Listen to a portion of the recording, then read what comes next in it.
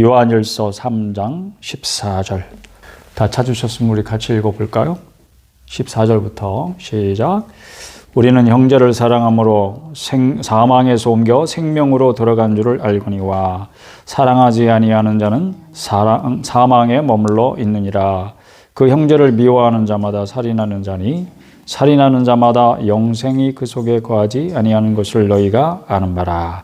그가 우리를 위하여 목숨을 버리셨으니 우리가 이로써 사랑을 알고 우리도 형제들을 위하여 목숨을 버리는 것이 마땅하니라. 누가 이 세상의 재물을 가지고 형제의 궁핍함을 보고도 도와줄 마음을 닫으면 하나님의 사랑이 어찌 그 속에 거하겠느냐. 자녀들아, 우리가 말과 혀로만 사랑하지 말고 행함과 진실함으로 하자. 아멘. 오늘도 말씀에 충만한 은혜가 여러분에게 지금 이 시간에 임하시기를 바라고 축복합니다. 제가 요한일서에 이르렀습니다.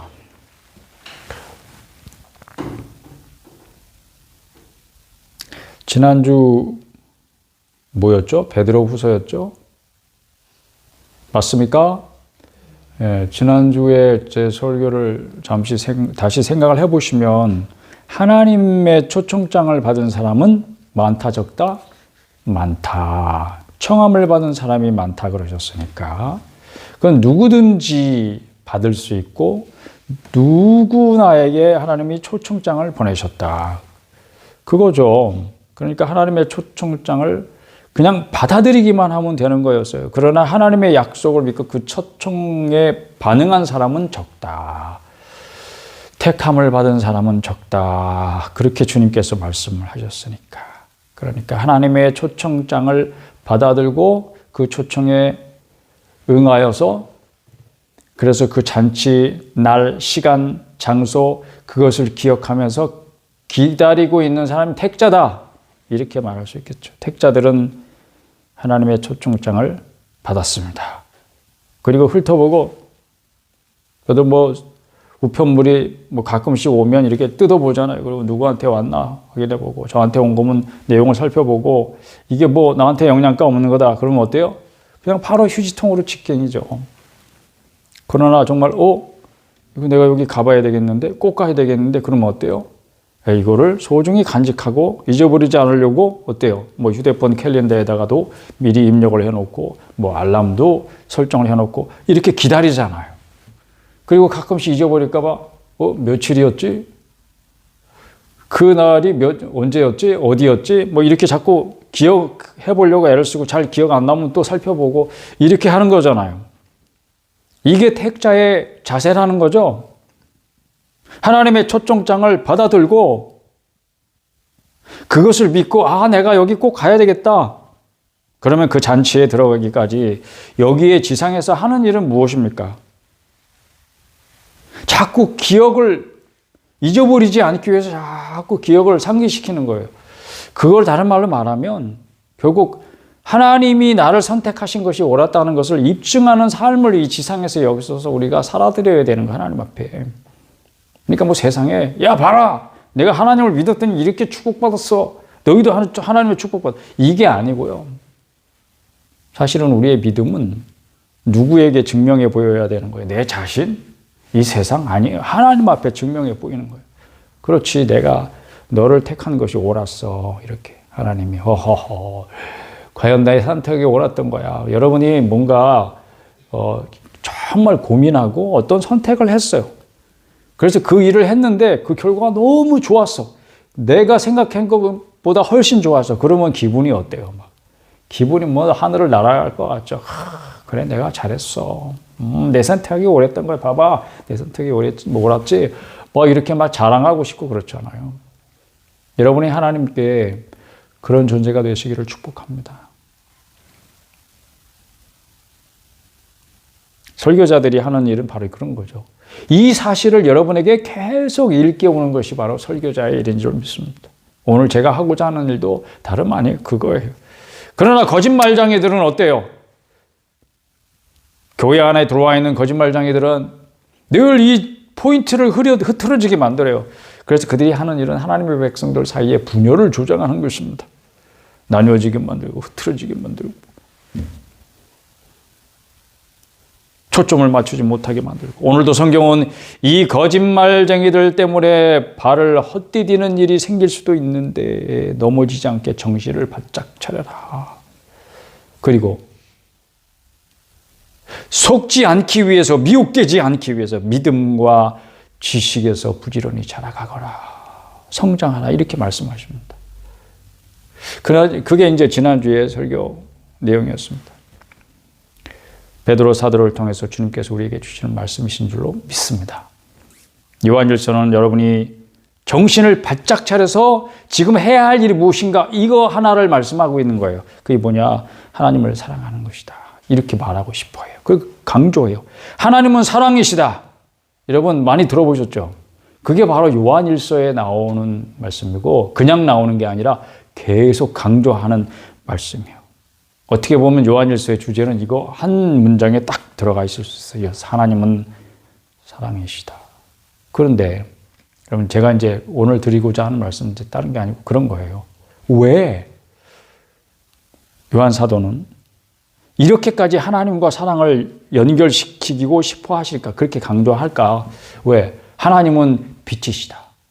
하나님은 왕이시다. 하나님은 치료자이시다. 하나님은 전능자이시다. 많잖아요. 많은데 왜 하나님은 사랑이시다. 이렇게 사랑을 강조할까? 이제 전 이 질문을 가지고 설교 준비를 했던 거죠. 하나님께서 제게 많은 은혜를 주셨는데 오늘 그 은혜를 따라가 보십시다. 그냥 한 가지, 그냥 한 줄기의 빛을 따라서 가고 싶어요. 그러니까 이렇게 저렇게 여러 가지 격까지 아니고 자, 이런 생각을 한번 제가 얘기를 해볼 테니까 한번 생각해 보세요. 우리가 알고 있는, 여러분이 알고 있는 단어 중에서 정말 설명할 수 없는 거야. 말이 안 되는 거야. 그것을 설명할 수 있는 거의 유일한 단어가 바로 사랑이 아닐까. 사랑은요, 불가능한 일을 가능하게 만드는 힘을 설명하는 그런 단어입니다. 세상이 불가능하다고 말하는 거. 아이, 그거 안 돼. 그거 불가능해. 그건 도저히 말이 안 되는 거야. 그런데 사랑의 힘으로는 그걸 가능하게 만드는 거예요. 사랑이 아니고는 설명할 수 없는 그런 어떤 일들이 있잖아요. 야, 그게 어떻게 가능해? 어떻게 너는 그럴 수 있어? 사랑의 힘으로 그것을 가능하게 만들죠. 연약한 엄마가 차 밑에 깔린 아이가 못 빠져나오고 있을 때 차를 들어 올릴 수 있는 힘이 어디서 나오겠어요? 아이를 끄집어내겠다는 사랑의 힘으로 자기가 한 번도 힘써보지 못했던 불가능한 그 일을 해내는 게 사랑의 힘이잖아요. 하나님을 한번 생각해 보세요. 하나님이 하시는 일을 여러분이 한번 생각해 봐요. 여러분에게 행하신 하나님의 일을 생각해 봐요. 아니, 이 세상을 향해서 지금도 하나님이 하시고 있다고 우리가 믿고 바라보고 그렇게 이야기하는 그런 모든 일들을 한번 생각해 봐요. 그게 가능한 일이에요? 상상이나 할 수 있는 일입니까? 이해가 됩니까? 안 되죠. 그걸 하나님이 하셨대요. 그러니까 하나님이 하신 그 일들을 설명할 수 있는 인간의 언어는 사랑뿐이 아닐까. 그런데 여러분 한번 사랑이 뭡니까? 질문했어요. 여러분 대답해 보세요. 설명할 수 있어요? 사랑이 뭐예요? 인류 역사에서 동서양을 막론하고 고대로부터 지금 현대에 이르기까지 가장 많은 예술 작품을 탄생하게 만든 테마가 뭐예요? 그게 사랑이에요. 사랑. 사랑을 주제로 한 소설, 사랑을 주제로 한 시, 음악, 노래 얼마나 많아요. 우리가 아는 노래 중에도 아마 가장 많은 게 사랑 노래 같아요. 그렇죠? 어제 저녁에도 그 차를 타고 가면서 노래를 듣고 있는데 노래가 계속 바뀌어도 주제는 한결같이 사랑이더라고요. 그런데 그 사랑이 주로 뭐냐면 그냥 남녀 간의 사랑이에요. 다른 사랑이 별로 없어. 그래서 이게 노래가 그러니까 제 귀에는 그냥 똑같이 들리는 거예요. 그게 그거야. 그냥 다. 왜냐하면 똑같은 주제를 이야기하니까. 그런데도 그런 노래들이 계속 새로 나오네. 그건 왜 그럴까? 그건 왜 그래요, 여러분? 첫째로 생각해 볼 수 있는 거는 그만큼 인류의 최대 관심사가 뭐다? 사랑이다, 사랑. 그리고 두 번째는 그 사랑이라는 게 그런데 역설적으로 많은 사람들의 관심을 받고 있는 주제이긴 하지만 어떤 말로도 어떤 글로도 단순하게 설명할 수 없는 것이기 때문에 아무리 구구절절 기가 막힌 그런 작품이 나왔어도 또 새 작품이 나오는 것 같아요. 왜? 그걸로 사랑이 뭐야? 아, 사랑은 이런 거야. 이렇게 그럼 LCC하네 아무것도 아니네. 그러면 딱 돌아서면 더 이상 작품이 나올 게 없잖아요.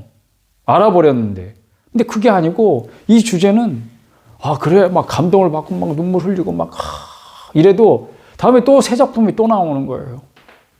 그러니까 인간의 말로는 이게 사실은 만족할 만한 어떤 설명을 해낼 수가 없는 그 주제가 바로 사랑이라는 거죠.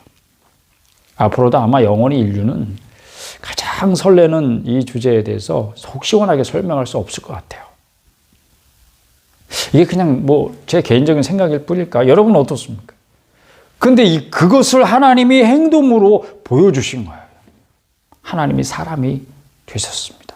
이것 자체도 사랑이 아니고는 설명할 수 없는 일이에요. 탄생과 죽음. 그리고 그 사이에 뭐가 있어요? 그 둘 사이에 웃고 울고 고통스러워하고 슬퍼하고 힘겹게 삶을 이어가는 사람들과 함께 하셨습니다. 그리고 마침내 이 모든 고통스러운 현실의 진짜 원인이 뭐예요? 인간이 왜 고통을 받게 되었어요? 이 세상에 왜 고통이 왔어요? 그거는 죄 때문이에요. 그 죄를 멸하셨습니다. 할렐루야. 여기서 우리가 하나님의 아들 예수 그리스도를 믿는 사람은 이 두 가지를 확실히 해야 돼요. 첫째는 뭐냐면 하나님이 우리를 사랑하신 것을 말뿐이 아니고 행동으로 보여주셨다. 그리고 그 사랑은 완전해서 거기다가 더 보탤 게 없다. 이걸 여러분 확실히 아셔야 돼요. 그러니까 다른 어떤 것에서 만족을 찾기 위하여 두리번거릴 필요가 없다. 이걸 확실히 하시기를 바라고요. 두 번째는 뭐냐면 하나님의 그런 사랑을 입어서 여러분이 하나님의 자녀가 되었어요. 그러면 어떻게 해야 돼요? 그 사랑에 보답하는 삶을 살아야 되겠다. 그 사랑이 헛되지 않았다는 것을 내가 삶으로 증명해내겠다. 이런 생각을 확실히 하시길 바라요. 이 두 가지를 여러분 마음에 오늘 이 시간에 확실하게 품을 수 있기를 바랍니다. 오고 오는 모든 세대의 하나님의 참 자녀들은 그와 같은 삶을 통해서 어떻게 해요? 하나님의 실제를 증명해서 하나님이 없어요. 하나님이 어디 있어? 그렇게 말하는 사람은 왜 그렇다고요? 똑똑해서요? 세상 자기가 제일 지혜로워서요? 그게 아니고 성경의 표현으로 보면 하나님이 없다고 하는 자들은 왜 그런데요? 어리석어서 그렇대요. 그런데 하나님의 자녀들은 그런 어리석은 사람들 사이에 함께 살아가면서 하나님이 실제라고 하는 사실. 그냥 무슨 상징이 아니고 상상 속의 존재가 아니고 하나님은 실제하신다는 것을 삶으로 보여주는 사람이 하나님의 자녀들이래요. 하나님의 자녀인 여러분의 삶에 하나님의 실제가 드러날 수 있기를 축복합니다. 여러분이 산 증거이십니다. 그래서 결국은 그거를 증명해내는 하나님의 자녀들이 실제 이 땅에 살아가고 있잖아요. 여러분 자신이 살고 있잖아요. 여러분 자신이 하나님의 실제하신다는 산 증거잖아요. 그래서 하나님이 목적하신 바가 뭐예요? 마귀가 심판받아 마땅한 존재는 하나님을 대적하는 원수, 하나님의 원수 마귀가 심판받아 마땅한 존재라는 것을 여러분의 삶으로 증명하시는 거예요, 지금. 그러니까 하나님이 옳았다는 사실. 마귀는 하나님의 면전에서 쫓겨날 수밖에 없는 존재라고 하는 사실을 온 우주에 여러분을 통해서 선포하고 계시는 거예요. 그리고는 마침내 마귀가 영원한 심판을 받고 하나님의 온 우주에서 영광을 받으시면서 이 세상의 종말을 맞이하는 것. 이게 끝이에요. 성경에 보여주는 인류의 역사입니다. 우리는 그 끝을 알고 믿고 그렇게 하나님을 의지하면서 그 끝을 향해서 가고 있는 것입니다. 어떻게 제 얘기에 좀 동의가 되십니까? 여러분이 참 하나님의 자녀고 제 얘기에 동의가 되시면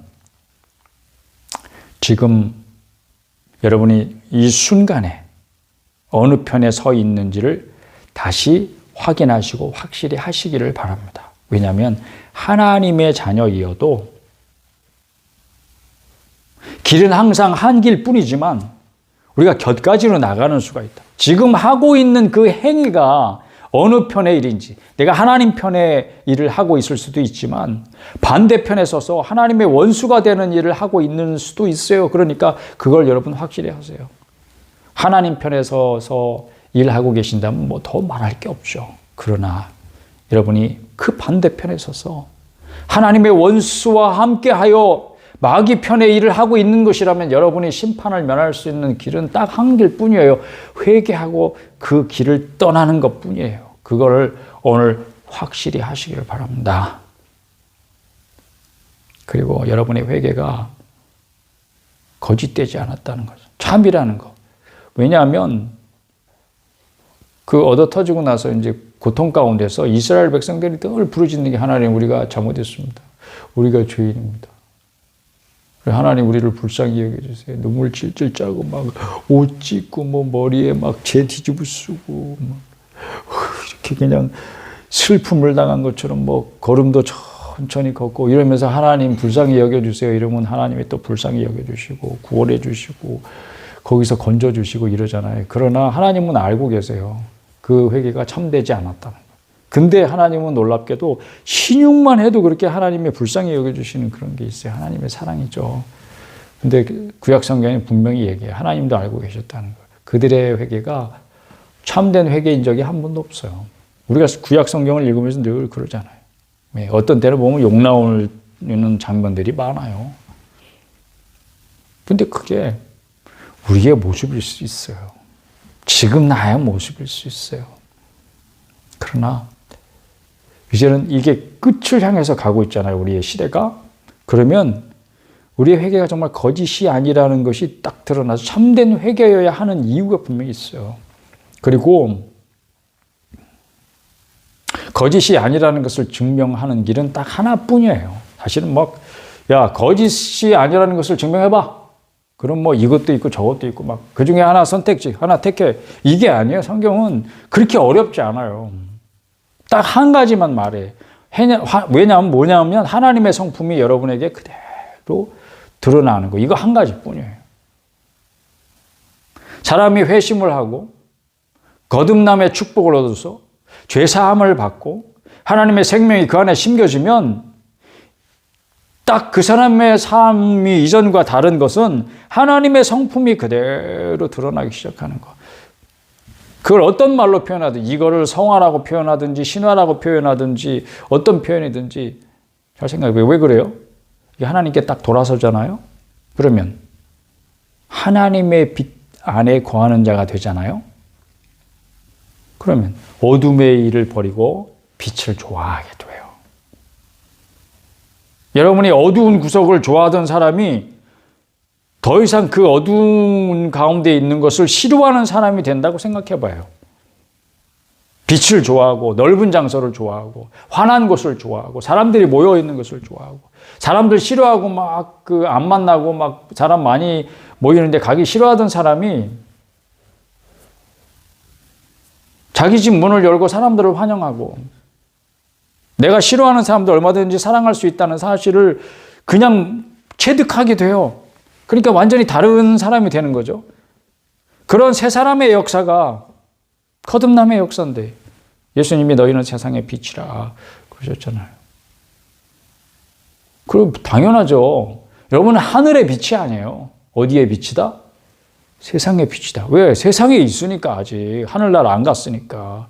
하나님의 빛을 세상에 반사하는 역할을 하는 존재다. 그런 뜻이죠. 여러분 자신이 빛이 아니고 근데 반사가 잘 되려면 어떻게 해야 돼요? 내가 거울이야.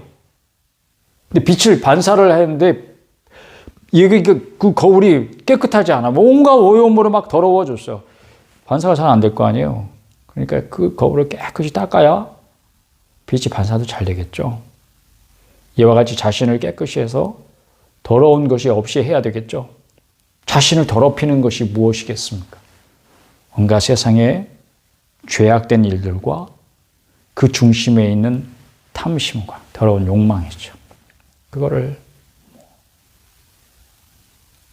정욕이라고 표현하기도 하고, 이생의 자랑, 그 모든 것들, 자기 마음대로 살고 싶어하는 모든 욕망과 잘난 체하는 그런 욕망과 사람 속에 있는 그런 것들이 다 있는데, 그래 나는 이런 사람이야 뭐 어쩌라고, 그게 아니고 그런 욕망들이 원래 나의 것이 아니라고 하는 사실을 깨끗이 하고 그것을 씻어버려야 할 것이라고 하는 사실, 그리고 하나님이 하시는 모든 일들을 설명하는 하나의 단어가 뭐라 그랬습니까?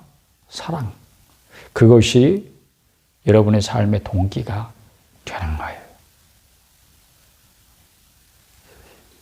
그래서 새 사람을 입으라 하는 그런 바울 사도의 표현이 이것과 상통하게 되는 거예요. 이전의 것을 더러운 옷 버리듯이 벗어버리고 라는 것은 내 거울을 오염된 모든 더러운 것들을 깨끗이 닦아버리고 주님의 빛을 잘 반사하는 사람이 되거라. 세상의 빛이다 너희는. 그리고 그렇게 살아가는 것을 표현하는 한 가지 단어가 있다면 사랑이다. 그것은 원래 내 안에 있던 사랑을 일깨워라 이 말이 아니에요. 왜냐하면 그 사랑이 뭐라고? 하나님 자신이라고. 사도 요한이 그래서 놀라운 표현을 한 거예요. 하나님은 사랑이시다. 그 사랑이 어디 와 있어요 지금? 내게 와 있어요. 그러니까 그 사랑을 어떻게 해야 돼요? 반사해야 돼요. 그러니까 여러분의 삶의 모든 동기가 사랑이고 모든 행위의 유일한 지침이 바로 이 사랑인 거예요. 이게 대계명이다. 이제 여러분은 하나님을 삶을 다해서 사랑해야 합니다. 여기서 퀴즈 들어가요. 퀴즈.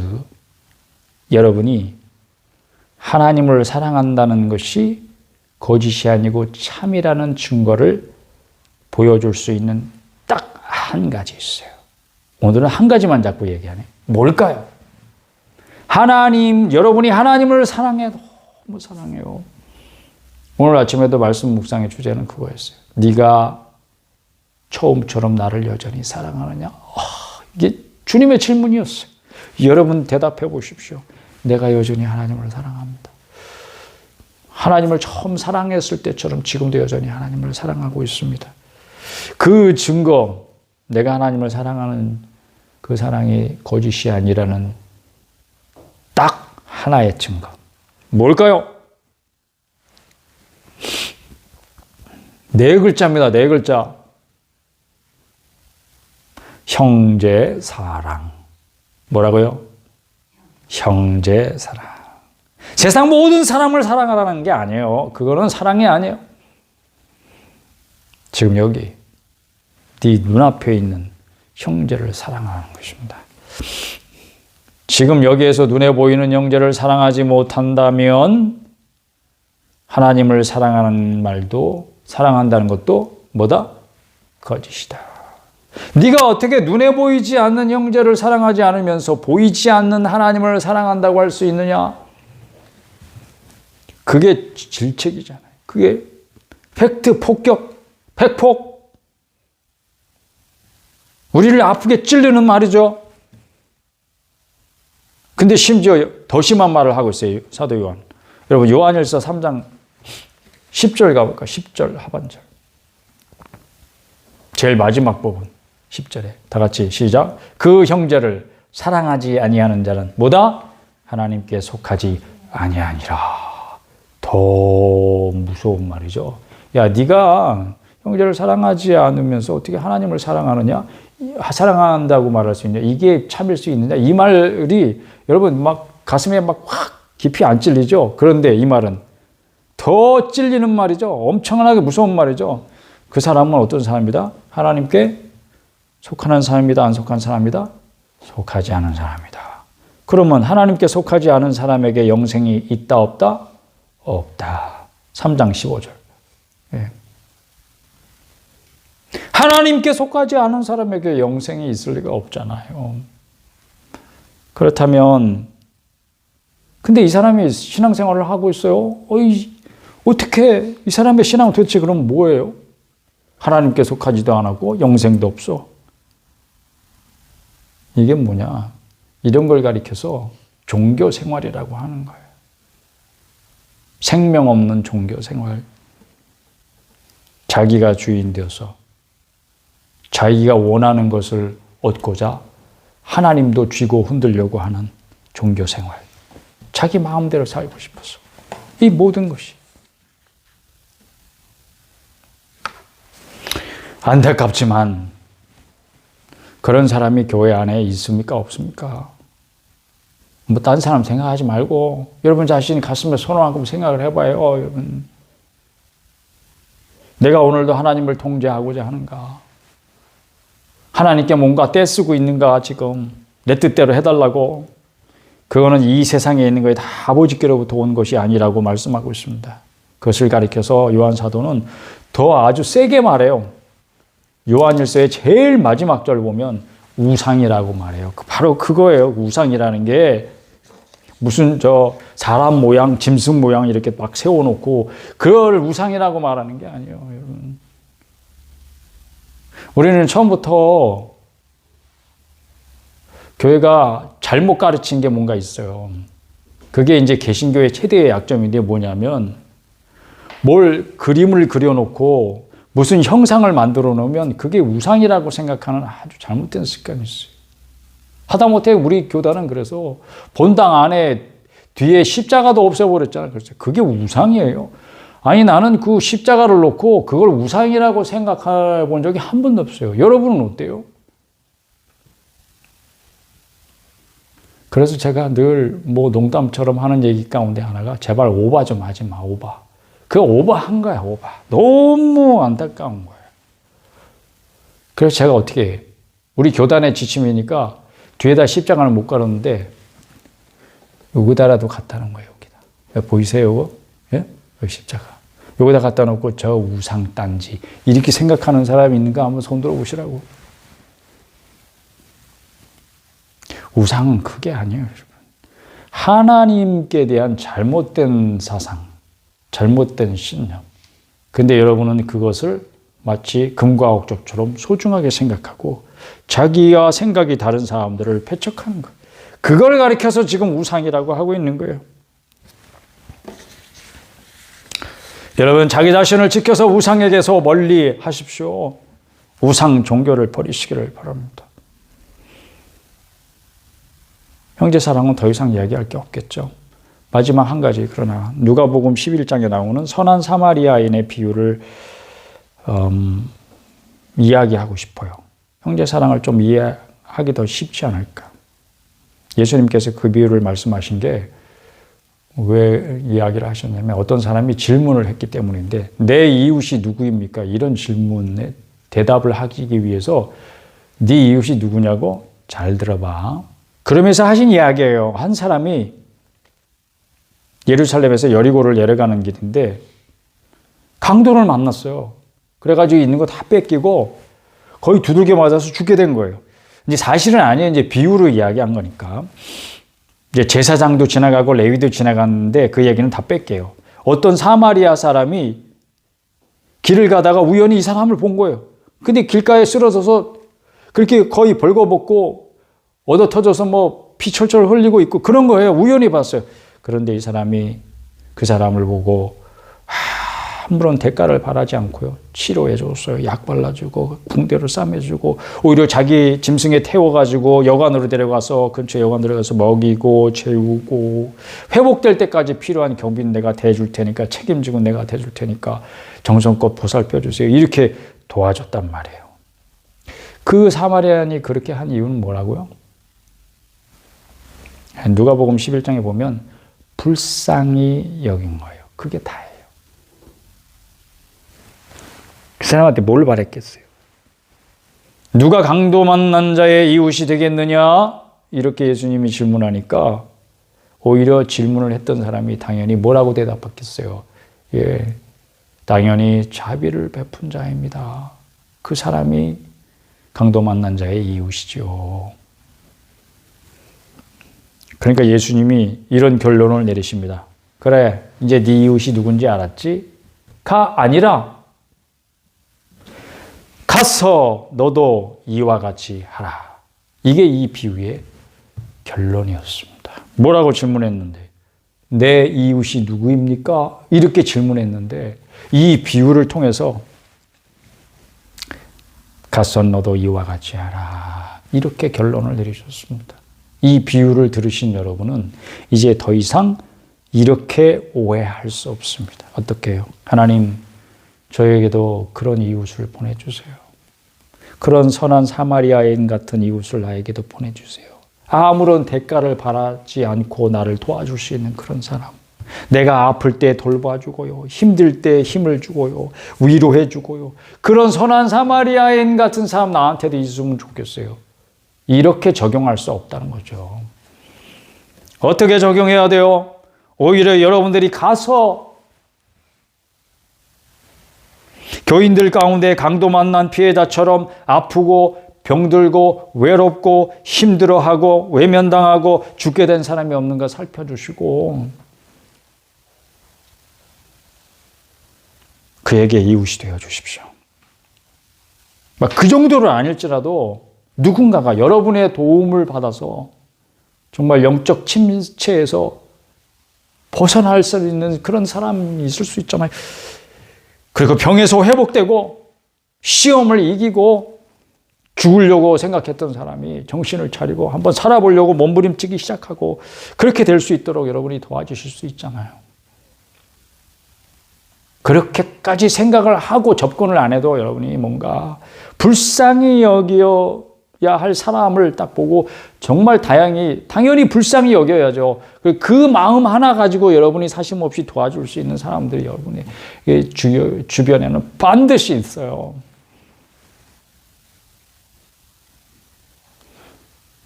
근데 그 도와줄 마음을 막으면 어떻게 된다고? 너희들이 어떻게 하나님의 자녀일 수 있느냐? 하나님의 사랑이 네 안에 거한다고 어떻게 말할 수 있니? 여러분의 마음문을 여십시오. 현관문을 여십시오. 지갑의 문을 여십시오. 이 세 가지 문을 여셔야 돼요, 여러분.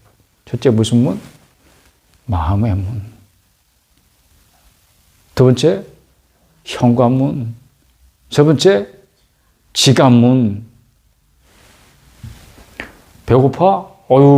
편의점에 먹을 것이 쌓였는데 가서 얼른 아무거나 좀 사 먹어. 삼각김밥이라도 사 먹어. 이런 말은 누구나 할 수 있지. 삼각김밥 사 먹을 돈이라도 주고. 내가 토스로든 날려줄게. 이렇게 할 수 있어야 된다는 것이죠, 여러분. 그것이 오늘 설교 주제하고 무슨 상관이 있나고요?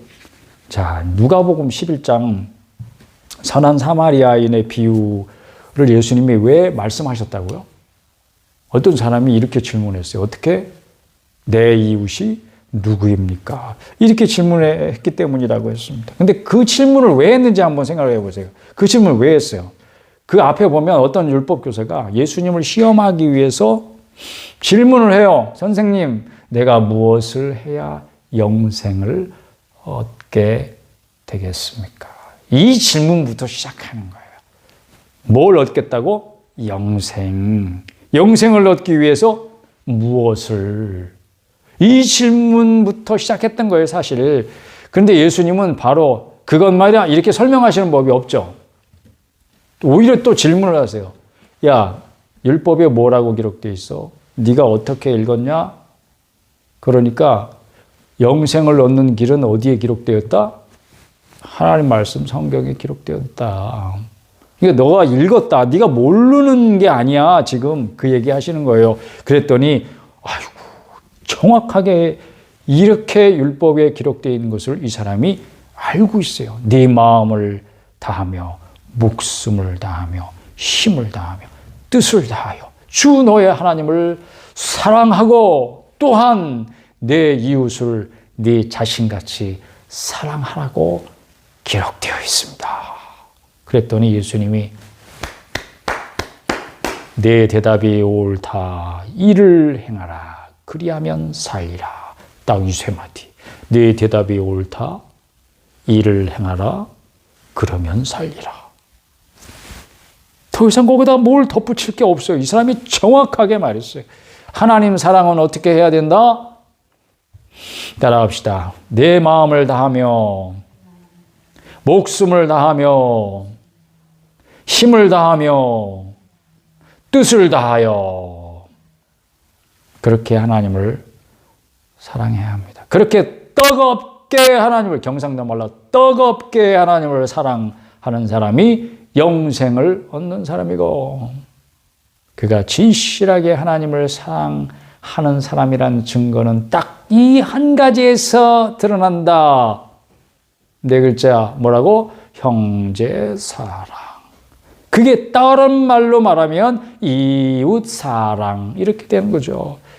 이웃을 어떻게 사랑한다? 사랑해도 그냥 사랑하는 게 아니라 너 자신같이 사랑으로 돌볼 때에 네가 진정 하나님을 사랑한다는 증거가 거짓이 아니라는 것이 나타난다는 말씀.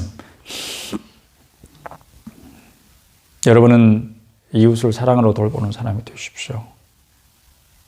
근데 그 이웃이라는 게 어디 멀리 있는 사람 이야기하는 거 아니에요.